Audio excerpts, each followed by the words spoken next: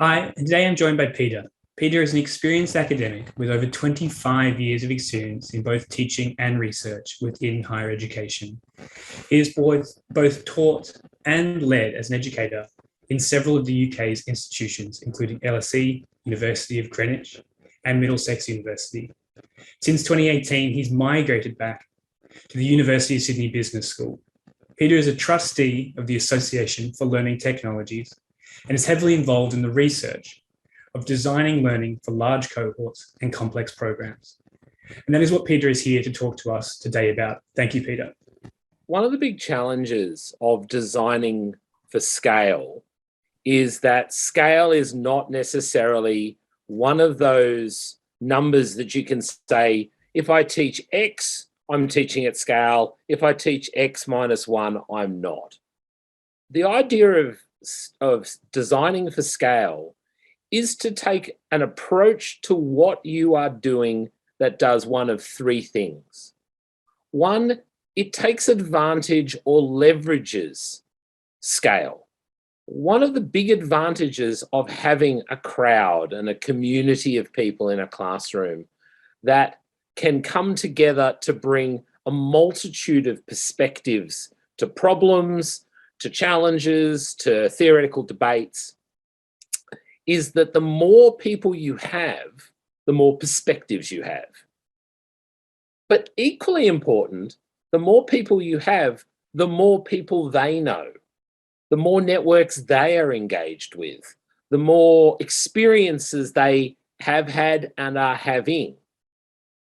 To try and reduce what could potentially be a very loud volume of voices into something that is meaningful for you as the academic trying to achieve a particular aim, and for the students to be able to channel all that varied opinion and ideas down to something that they could understand through a particular lens of a problem or prism of a problem. That's a real design challenge. But the opportunity that comes from that is pretty transformational. So one of the challenges, designing and leveraging the large number of people that you have. The second challenge for scale is interactivity. What we've done historically, as we've got larger and larger in our delivery of education, is we either multiply our learning, we do it multiple times for an ever-increasing number of groups till we get the whole cohort, or we magnify.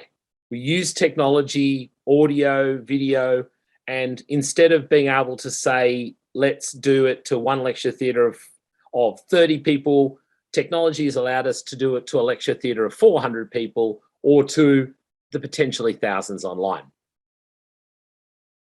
Most of that works in a way in which you create a very didactic relationship between the delivery of the unit and the students. One of the challenges of scale is, how do you build in interactivity? How do you encourage students to interact with each other, to interact with you, to interact with the materials and theories and ideas that are being discussed, to interact with the challenges? There are simple ways to engineer that, using technology platforms that allow for polling and to encourage students to engage. The use of your LMS, where students can, whilst they're in a room together, even at scale, interact through a platform like the LMS, through discussion forums or through more asynchronous methods like engaging in materials collectively. Or you can get complex and you can start to build design activities around problem-based learning or around crowdsourcing, where you use the crowd to collectively address critical problems. You might notice a theme here. I'm coming back to each time. This is about design. How do you design for scale?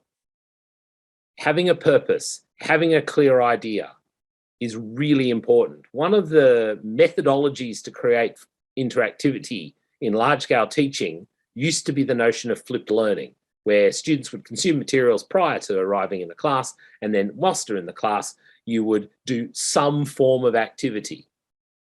At one end of that some form of activity, it was often just a question from the academic going, hey, anyone got any problems with this? At the other end, you had much more complex, designed-based, problem-driven types of activities.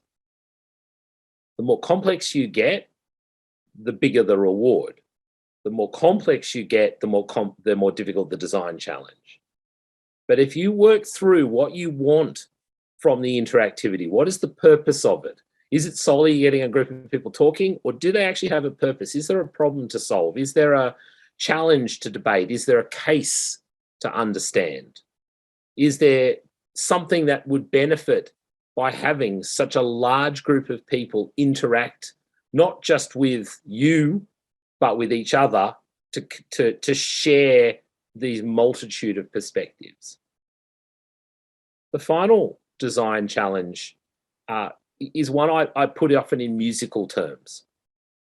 I'm a massive independent alternative music fan. One of the biggest and most popular forms of music that emerged from the 1990s right to today is what they call quiet loud. And the idea of quiet loud is a band's really soft and lulls you into the song, and then they get really loud. Think Nirvana's Smells Like Teen Spirit is probably a really popular example of what quiet loud sounds like. One of the challenges of scale is the quiet loud dynamic, where you've got everyone in the room. When you've got everyone in the room talking, it can be very loud. So the idea of scale is not just about having interactivity and people talking and trying to engage that way. And it's not just about you as the academic delivering the didactic scale.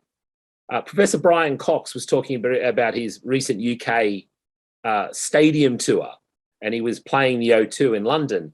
And he said that what really threw him was he was talking about black holes, and he posed a particular question, and he heard the sound of 16,000 people thinking. So that idea that once you've got people together, they either have to talk or they have to listen, there's this huge area of activity in the middle. And that huge area of activity is very much about things that are not necessarily possible in a small group. Having people sit there and collectively being in an audience thinking. Now, there is a challenge about what you do with that thinking. There is a challenge about what kind of activities follow from thinking. There are also the ideas that the larger the group, the more complex the kind of learning that people engage in, the more complex ways that some people need to have reflective time, some people need to consume something, then walk away from it for a while to think about it. Some people have a sense of immediacy in the way they react or respond to challenges or ideas or theoretical perspectives. And that gets more complex the bigger the scale gets. But there is more activity that can happen between those kind of extremes of everyone in the room talking in a cacophony and the absolute pitch quietness of a listening audience. So once again, what kind of outcome do you want from the activity? Scale, at the end of the day, is a natural outcome of where we are in a modern higher education system. I'd love to say that we have the luxury of small classes. In some instances, we do. But as a person who's been teaching at scale now for nearly 3 decades, and some of the units that we teach at the University of Sydney Business School, the average unit size can be as high as 2,000 students in a cohort for the semester. I have seen done things that I could never have done in a traditionally broken up environment of 5 or 6 repeats of the lecture and 30, 40, 50 small shoots. That notion that I get really excited at the idea of designing for the crowd and what comes out of the crowd. I get really excited at the idea that you have thousands of people in the room who could potentially add something to a debate that you'd never thought of. So I'm going to finish on a story from the University of Greenwich. And while I was working there, and this is well over a decade ago now, there was a lecture at scale, and the lecturer wanted to engage the students in a discussion. And the discussion they were engaging with was a very controversial, traumatic experience for the local community in Greenwich at the time. And he couldn't get the students to interact with him at all. Tried every method he could, had to revert back to that very didactic lecture style. But what he said to those students is, can you go away? You don't have to do this. It's not marked. It's not part of the assessment. Can you go away? And if you're comfortable about it, talk about this particular legal case with your friends, your family, whoever you feel comfortable talking to, and we'll come back to it next week. Came back to it next week, 400 people in the lecture theatre, and for the whole 2 hours of the lecture, he could not shut the class up. They would not stop talking about the case in productive, engaged ways, connected to the learning outcomes, connected to the outcome, because what the students were saying is not what I think, but when I was talking to my aunt about this, when I was talking to my brother about this, when I was talking to my friend about this, this is what they said. And so instead of a room of 400, you had a room of 4,000. And that collective intelligence and that kind of almost strung together neural network of connection really added to the delivery of that unit. You could have done that with 15 people in a room, but how much better was it with 400? Because the academic designed an objective, an outcome, took the notion of it being quiet to loud. It went quiet, to design something to build up the narrative, build up the discussion. So that's my lesson at the end of all of this. Scale is a challenge, but scale is a massive opportunity if you design well.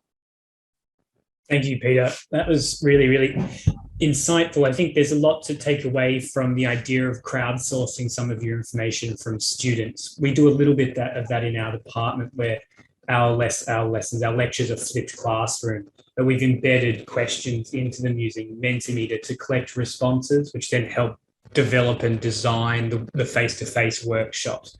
So we're creating a dynamic environment. And I think a lot of what you said highlights the benefit of what we're trying to attempt at our school. And everything else you say is I think, common sense to many and revolutionary to others. It makes a lot of sense, right? Collecting as many minds as possible to develop the education of the students. One thing that really stood out to me, though, is it was all very positive. However, how did you design, or what strategies do you implement to provide feedback to 2,000 students studying at the University of Sydney Business School? That is one of the biggest challenges, because where you use automated marking, which is a fairly common system to try and overcome the challenges of assessment at scale, very rarely do they provide decent feedback. So there's a couple of things that I've used in the past. One has been the notion of peer feedback, which does work extraordinarily well in those kind of environments where students can engage with other students' work and try and build a more engaged culture of peer feedback. There are problems with that. That's all good formative feedback. It's not particularly great summative feedback, and then doesn't necessarily provide a sort of equivalent experience of feed forward that you might get from the provision of it by I get the expert or as the academic. So one of the ways that I've developed the staff at Sydney is to make better rubrics. The use of a rubric with not just, a student had 3 references, therefore they get a credit. They have 5 references, they get distinction. But very detailed rubric description statements for each kind of critical learning outcome and each grade point. Some of our rubrics for the assignments that we have are often 2 pages long. And when you then have, say, 6 or 7 assessment points versus your 5 or 6 grade point scale, the moment you start circling that, a student might get half a page of decent feedback based on how you've written a well-designed and complex rubric for them. If you use different aspects, and depending on the LMS that you use, different things like Turnitin grade feedback studio allows you to put that rubric into the marking process. And so all you're actually effectively doing is button pressing on the rubric, and that gets produced to students as a half a page feedback. If it's well written, then you're giving the students the feed forward that they need. That's one way we've had success at doing it. It's a big bit of work at the start, but it's a very effective process for scale as you start to go through the marking process. And then just one tiny follow-up question from that. When I was a student at the University of Melbourne studying teaching, before our assessment, we were always given the rubric that had been created. Are you passing the rubric on to the students before the assessment can begin as well? Yes. The rubric is about, so our semester starts in a week's time. Every student has access to every rubric now. So before they even start the unit, and it's some of the things that they use to consider how they're going to approach the unit, whether they're actually going to do this unit. It's all part of that kind of more open student experience we're trying to build. Awesome. Well, I really appreciate all of your time, Peter. It's been fantastic, short and sweet, but I've learned a lot. And I think the idea of crowdsourcing information is something that's going to stay with me for some time to come, because I think it just makes a lot of sense. There's a professor from the University of Glasgow, Professor David Nicol, who's developing the idea of creating comparison to create self-regulated feedback. And I imagine the amount of comparison you can make with a class of 2,000, getting students to share their answers and get the facilitator to break down certain aspects and then share them with students is just much more rewarding than if it was 30 students. So I think, there's a lot of power that can be implemented into the large scale design. So thanks again for all of your wisdom, Peter, and have a lovely evening. My pleasure. Thank you.